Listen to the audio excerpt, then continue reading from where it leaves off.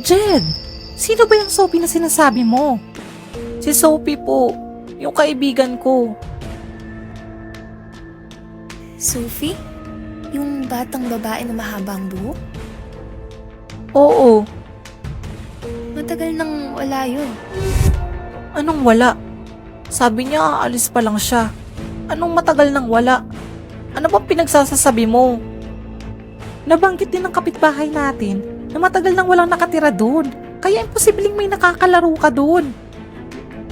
Pero Nay, totoo po si Sophie. Nakasama ko pa nga siya sa school eh. Jed, 2 taon nang nakakalipas na mawala si Sophie. Baka kaluluwa na lang niya yung nakita mo. Diyos ko po. Ano ba talaga nangyari sa pamilyang yon?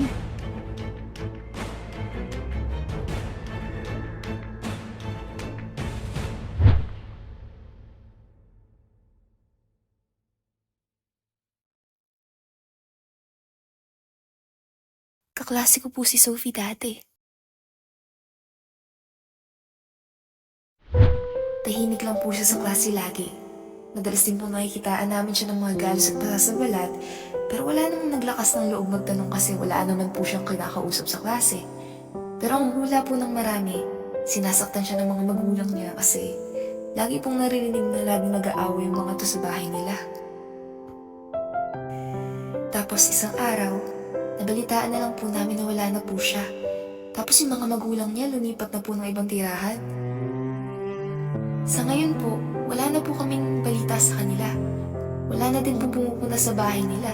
Kaya nga po nagtataka kami kasi lagi namin nakikita si Jed doon. Ilang beses din po namin nakikita si Jed na nagsasalita at tumatawang mag-isa sa school. Tapos nabanggit din po ng 2 namin kaklase na minsan na nakita daw po nila na nasa tabi ni Jed si Sophie habang kasamang nakatitig sa kanila.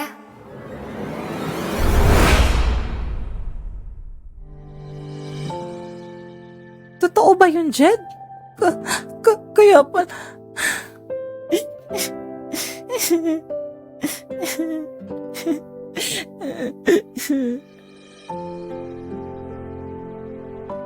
Mag-ingat ka sa daan na nga. Salamat ulit. Walang anuman po.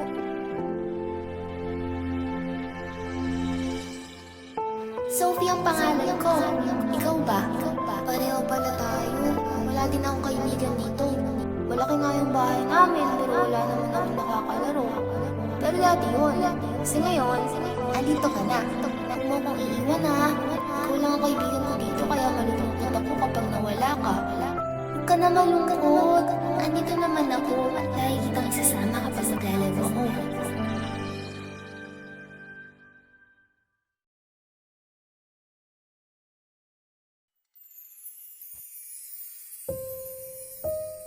Nasaan ako? Ang ganda naman dito. Hi, Jed.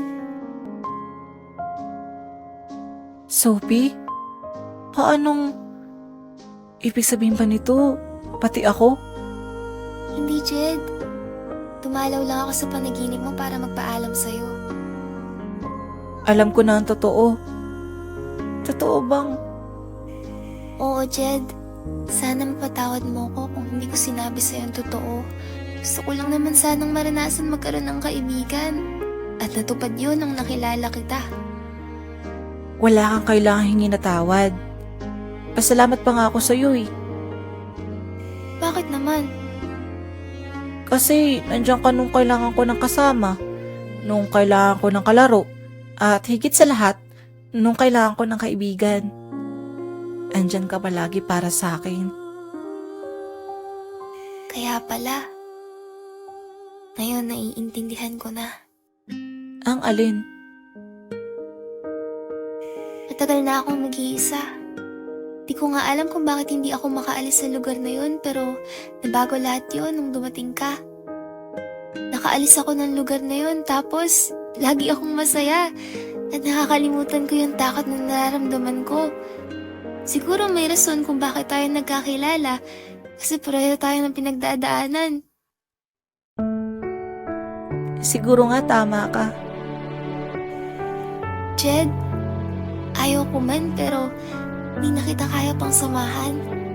Panahon na siguro para umalis na ako.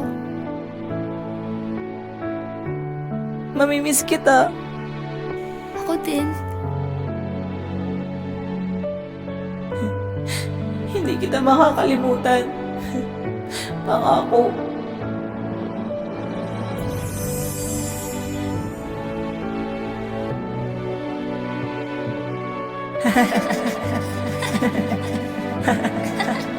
Mag-ingat ka sa sunod ah. Ayan tuloy, may galos ka na sa braso mo. Jen, gusto mo bang samahan mo sa class? Uy, Sophie, salamat pala kasi sinamahan mo ako ah. Gusto mo ba hati tayo dito? Sophie, lagi mo akong samahan ah. Para alam ko laging gagawin ko. Pero dyan ka lang ah. Oo, hindi ako alis dito.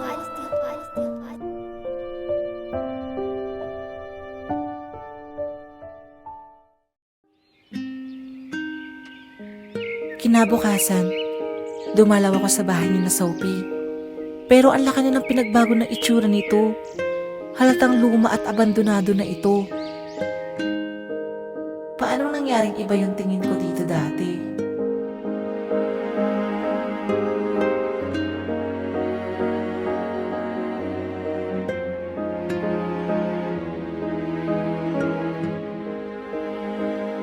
Thank you, Sophie, sa lahat-lahat ah. Paalam. Sana masaya ka na kung nasaan ka man ngayon.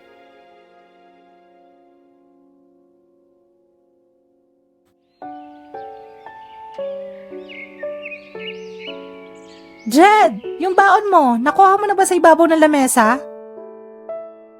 Opo, Nay.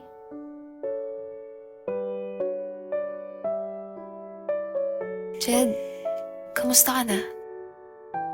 Ayos lang naman. Pasabay ah. Sige ba?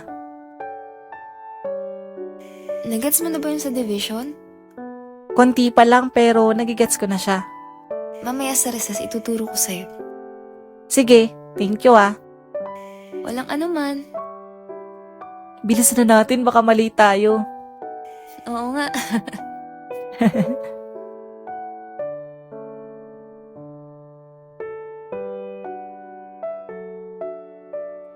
Okay, class. Ngayon naman, kulayan nyo ang family tree na ginawa nyo. Tapos bukas, kailangan may picture na yun ng family nyo, okay? Yes, Mom.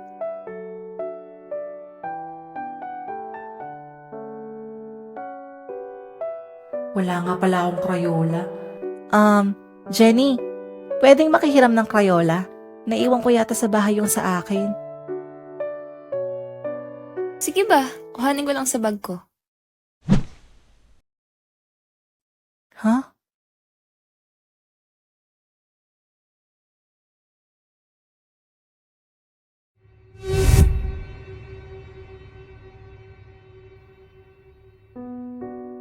Sophie, ano palang dahilan bakit ka nawala? Totoo bang magulang mo ang dahilan? Hindi. Oo, madalas silang mag-away dalawa. Kaya nga madalas na lang ako magtago sa aparador namin para hindi ko marinig yung sigawan nila. Pero kahit ganun sila, hindi nila magagawa sa akin yun. Eh, bakit may galos at pasaka sa katawan? Ah, yun ba? Lampa kasi ako. Madalas at matumba. Di ko lang sinasabi sa iba kasi nahihiya ako. Ganun ba? Kung ganun, paano nga? Di ko na masyado maalala eh. Pero ang tanda ko, dahil sa bracelet, kaya ako nalaglag ng hagdan. Bracelet? Oo, nagalo sa akin ni Mami yun. May kulay blue na butterfly yun, kaya favorite ko talaga yun. Jenny, sa'yo ba tong bracelet na to?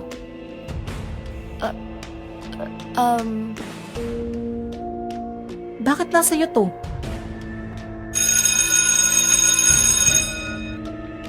Okay, class. Sa bahay niyo na lang ituloy yan, okay?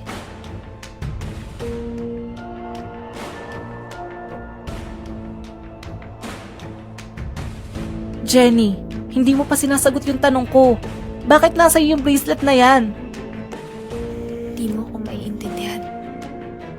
Paano ko maiintindihan kung hindi ka naman magpapaliwanag? Halika, sumama ka sa akin.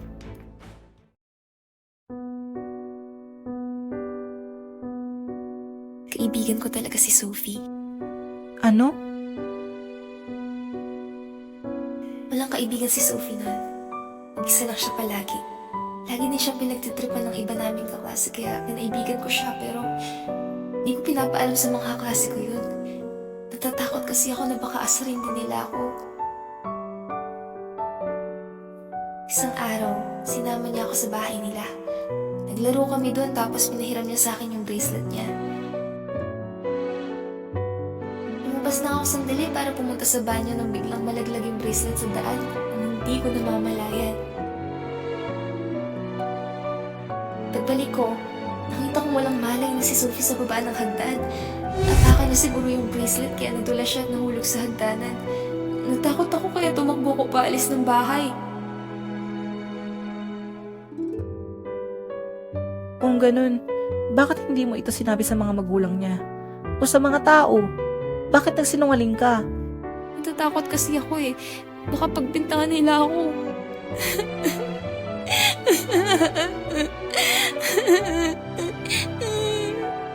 Yung bracelet, bakit mo tinago? Baka kasi malaman nila na yun ang may gawa na ako ang dahilan na ako kasalanan ko lahat. Sorry, Jen. Sorry. Hindi mo naman kasalanan yun eh. Hindi mo naman alam na nahulog yun. At di mo din alam yun yung mangyayari. Aksidente lang lahat ng yun. Sinubukan ko naman na kausapin yung magulang niya isang araw kaso wala nang tao sa bahay nila. Lumipat na sila ng bahay. Ngayon, malinaw ng lahat sa akin. Salamat pala kasi tinulungan mo ako nung natagpuan mo akong walang malay. Hindi ka natakot at tumakbo. Sana mapatawad mo ako at ni Sophie. Huwag kang mag-alala. Sumama na si Sophie sa liwanag. Siguro ibig sabihin nun, malaya na siya sa mga nangyari sa nakaraan. Sana tayo din. May mga pangyayari sa buhay natin na mahirap paniwalaan at kalimutan. Pero huwag nating hayaan lamunin at kontrolin tayo ng lungkot at takot na nakaraan natin. Matuto tayong patawarin at palayain ang mga sarili natin para makapagsimula tayong muli. Nagpatuloy lang ako sa buhay ko. Palagi pa din ako pumupunta sa bahay ni na Sophie. Pero sa pagkakataong ito, may kasama na ako. Kanina ka pa ba dito? Di naman masyado. Sorry nagbilad pa kasi ako ng sinampay namin ni Mama. Okay lang yun. Tara, maglaro na tayo. Ikaw, Taya. Hoy, huwag ka madaya!